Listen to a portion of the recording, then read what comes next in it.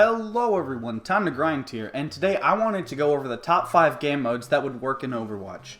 Now, as you guys know, we just recently got an update from Blizzard saying that we would have to wait until around mid-February before getting beta back, and the reason for doing so is that they want to bring us an entirely new game mode along with several maps that fit said game mode. Now, a lot of people have been talking about what type of game modes that would work in Overwatch, and we even got a little insight from the devs talking about how they tried things like capture the flag, but certain heroes were either overpowered or underpowered, or even things like as simple as team deathmatch, but that didn't promote the team play that they wanted. So these 5 game modes may need a little tweaking to be balanced, but for the most part I could see all 5 being viable game modes in Overwatch. Now, because they said they're making a few maps for the game mode, it most likely won't be a hybrid or almost gimmicky game mode because they wouldn't make, say, 2 to 4 maps for something that isn't a game mode that most people are familiar with. So without further ado, let's get started. Number 5 is Capture the Mech. Now, Capture the Mech is similar to Capture the Flag, except instead of capturing a flag that you hold, Capture the Mech requires the players to get inside of a mech suit and bring it back to their base. Now, the reason for this is one of the reasons why the dev said Capture the Flag was imbalanced was because people would simply pick heroes like Tracer and just run up to the flag and then run really fast back to base, and they wanted every hero to be viable.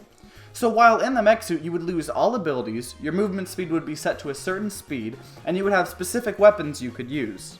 Now, this might be a hammer, it may be a normal machine gun, either way, once you got in the mech suit you would be like everyone else if they had gotten in the mech. Now, that's a lot of people that would give the counter-argument that people would still pick high-speed heroes like Tracer, but if you think about it, characters like Tracer are going to have a harder time killing whoever's in the mech suit compared to someone like Bastion or Widowmaker. It strikes a pretty decent balance between wanting to pick fast hero to get to the mech, and stronger heroes to be able to take out the enemy team when they're in their own mech.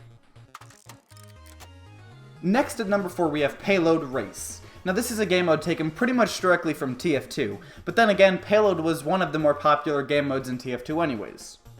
So Payload Race is pretty much the normal payload game mode, except both teams have their own payload they need to push. And sometimes the payload are next to each other and sometimes they wrap around similar areas. But every Payload Race map generally takes place in a single area. One of the most popular maps for Payload Race in TF2 was High Tower, and as you can see, the entire map is kind of in a little isolated area around a huge tower.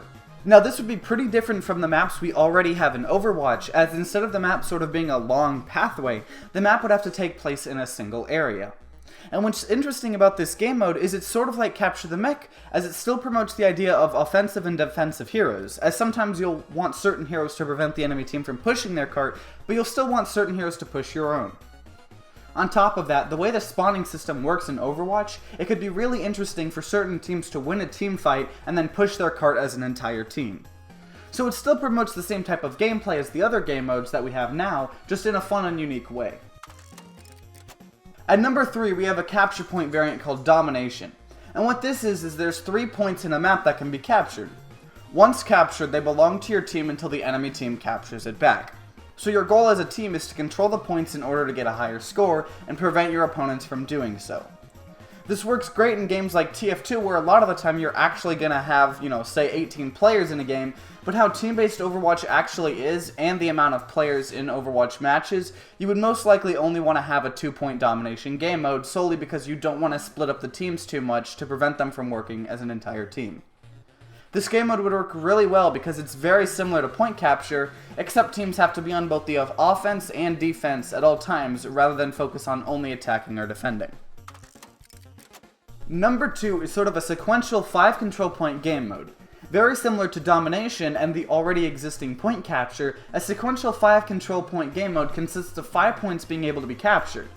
At the start of the game, the capture point in the middle is the only one able to be taken, and once taken, the team that got the middle point has to take the next point, and the team that lost has to take back the nearest capture point. It all has to be in order though, in order to prevent things like Reaper teleporting to the back of the map and taking the last point.